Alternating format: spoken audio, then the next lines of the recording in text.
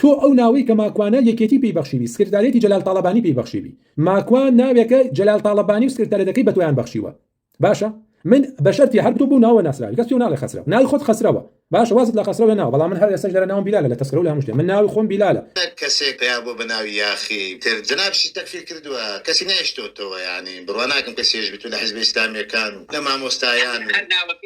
هەر ناوەکەی جاهیلانەیە یاخی تۆ سێریکە ئینسان لە ئیسلامە ئەسڵ ئەوەیە کە ناوی ئیستیقامە و ڕاوەستا و متەمەکین و جێگیر دابنێ ناوی یاخی ناوێکی جاهیلانەیە ئێستا بۆ نمونە هەر لە کە حیوانێک یاخیە بێڵێ وڵای حشتەکە یاخی یا بارگیرەکە یاخی یا کەرەکە یاخی بوو یا مانگەکە بەکەڵ بوو یاخی بووە یا ئەسپەکە یاخی بوو ئەم کوڕش دیارە هەر کەرە بە یاخیە بێ ئێشۆ لەسەر چی من تەکفیرەکە ئەی باشم بڕوان بەخوا و بە پێغەمبەر و بە مەلائیکەت و بە قورئان و بڕوان بە شەریعەت و بە پێغەمبەران و بە کتێبەکان و هیچ چۆن کافر مەکە ئەی باشە لەسەر چی کافر دەیگوت کاک باش لێرە هات کۆمەڵی سوکاتی پێکردم وڵاخ و کەر و ئاسایی لەگەڵ ئەم هەتی مچانە شتو خۆ یەکێتیە و هەتا ئەم دەقیش ینی نەمبینیوە ڤیدیۆیەک بە ئاشکرا تا بەڕا لە یەکێتی بوون و لە باوکی و لەوانە بکە ئاسایی فێری ئەم جنێوانە بوو ینی پێمەڵێک کرد و دوو لە ڕوویەوە بەڕاستی ئاستێکی زۆر نزمە بەڕاستی کەسێکی بێئەدەبە ینی ئەو کەسێکی بێئەدەبە من بە ماکوارم نەوتوە کرد وتومە کاک ئەمە کوفرەکانێتی لەسەر ئەوە کافریەکەین بەڵام باشە من جارێ من خۆم ناوم بیلالە ناوی خۆم بیلالە شانازیش بۆ ناوەکەم چکە سەحابەی پێغەمبەری خوا صلی الله علیه وسلم بانگدەری پێغەمبەری خوا صلی الله علیه وسلم یاخی لەقەبێکی شعریە نازناوی شعریە ناوی خۆم نییە من شاعرم و هەتا ئێستا سێ دیوانی چاپکراوی شمەیە و تۆ ئەڵێ مامۆستاکرێکار بە مامۆستای خۆ مەزدانم باشە من مامۆستاکرێکار خۆی دیوانی یەکەم کە چاپم کرد مامۆستاکرێکار پێشەکی بۆ نووسیوم بە ناوی دیوانی یەکتاپەرستی تەبەن ئەگەر من شاعر نەبم مامۆستا نایە پێشەکیم بۆ بنووسی خۆی هیلاکە باشە بەڵام تۆ ناوت خەسرەوە تۆ ئەو ناوی کە ماکوانە یەکێتی پێی بەخشیوی سکرتارێتی جەلال تاڵەبانی پێی بەخشیوی ماکوان ناوێکە جەلال تاڵەبانی و سکرتارەتەکەی بە تۆیان بەخشیوە باشە من بە شەرتی هەر تۆ بوو ناوە ناسراوی کەس تۆ ناڵێ خەسرەوە ناوی خۆت خەسرەوە باشە وازت لە خەسرەوە ناوە بەڵام من هەر ئێستاش لەرە ناوم بیلالە لە تەسکرە و لە هەموو شتێ من ناوی خۆم بیلالە بیلال محمود حەمە من حەمەکەش لە پاسپۆرت وانووسا ئەگینا محەممەدە بەڵام تازە وا ڕۆشتووە ئەگینا ئێمە هەر بە محەممەد بانگەکەین باشە بەڵام تۆ ناوەکەت یەکێتی پێداوی باشە من لەقەبێکی شعریە خۆ تۆ لەقەبی شعری نییە باشە من لە ناو جەرگەی ئەلمانێتە هەڵسامەتەوە ئەو هەموو شعرم دژیان نووسیوە یاخی بووم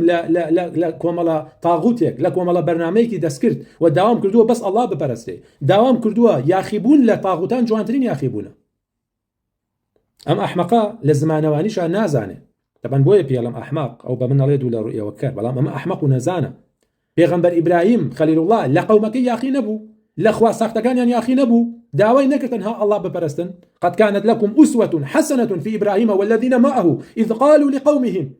إنا براء منكم ومما تعبدون من دون الله كفرنا بكم وبدا بيننا وبينكم عداوة والبغضاء أبدا حتى تؤمنوا بالله وحده برو لسوتي ممتحنا بخوانەوە با مانەقیتان پێ ناڵێم خۆتان بخوێنەوە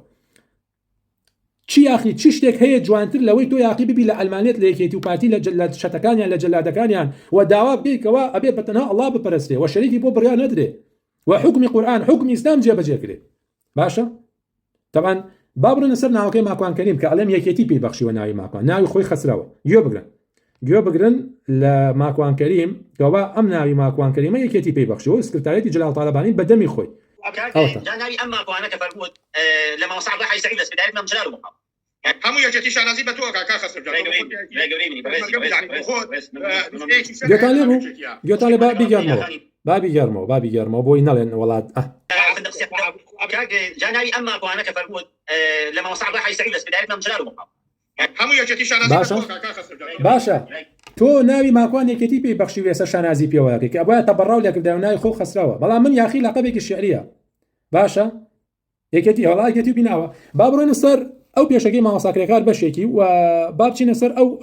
ئەو پێشەکەی کە بۆی نووسیوم چەندی ڕێیتان پیشاندە تەوان مامۆستاکرێکار دینی ئاگادار بن بەڵام پیاوێکی بەڕێزە عالمە الله تعالی ڕەحمی پێ بکە الله تعالی هیدایەتی ئەویش و ئێمەش بە یا ڕەبی طبعا ئەمە دیوانی یەکەمە من سێ دیوانم هەیە کاکە دیوانی یەکەم ناوی دیوانی یەکتاپەرستیە ئەوە دیوانی یەکەمە و دوو دیوانی تریشم هەیە ئەم دیوانی سێمە دیوانی یاخی لەگەڵ دیوانی تۆڵە ئەم سێ دیوانم هەیە کەسێ ویستی بۆ نێرم باشە ئەمە پێشەکی مامۆستاکرێکارە ئەمە پێشەکی مامۆستاکرێکارە کە بۆ منی نووسیوە یەک دقە تەمان باکتۆزەوە بکەم ئەڵێ اینجا بە نازناوە شعرەکەی یاخی سەرسام بوو کە ئەم پیاوە جوامێرە هۆشیارە خاوەن ئیرادەیە مافی خۆیەتی لە هەمووان یاخی بووە لە دیت و ڕوتی تاغوتان یاخیە بۆیە دەڵێ نامۆیەکی یاخیم لە گەزافی کوردایەتی لە ئەلمانێت و بەیداخی یاخیە لە بزاوت و هەڵوێستی ئیسلامیانی پاشکەوتوو بەزی و بۆیە باڵێکی ئیسلامیەکان دەڵێ کاکی چاوبەکلیش دەڵێ دەستی بەیعەتی بۆ بەرن چونکە گشت ئەم تاغوتانە وەلی ئەمر و شوێنگرەوەی پێغەمبەرن مافی خۆیەتی لەم هەموو چاواشەکاری یاخی بێت کە بە ناوی دیموکراسی و مافی مرۆڤەوە یا بە ناوی ئیسلام و بانگەوازی پێغەمبەرانەوە دەکرێت هەتا کۆتایی باشە ئەمەش بەشی کۆتایی دومی ئەوەیە دەبەن ئەوەش کۆتایینەکەیەتی شێرەکان یاخی وەکو ئەوەش ناوی خۆیەتی کرێکارە لە لاپەڕی دۆم و سێمە باشە ئەمەش دیوانەکەیە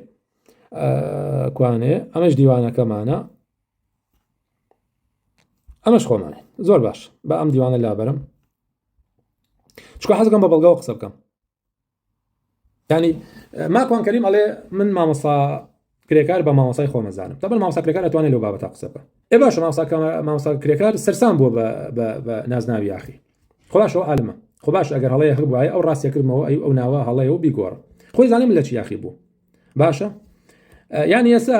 تۆ زیرەکتری ماکوان تۆ تێگاڵتە بە منەکەیت و ئەڵێ نازانم کەرەکە یاخی بوو ئەوە یاخی بووی کە کاتێکا من یاخی بووم لە تاغوتان بەڵام تۆیەک کە وشەی ماکوان سکرتارێتی جەلال تاڵەبانی پێی بەخشیوی کافرەکان یەکێتی پیان بەخشیوی شانازی پێوەکەی ئەم دوو ڕۆیە بۆ ماکوان باشە بەرحەڵ لەوە ڕوونتر نابێتەوە با بڕۆین لەگەڵ خەسرا عەبدولکەریم کە باگوێت بە حساب شەیدی یەکێتیە لە بینی دوو کەوانە باشە با بەردەوام بێ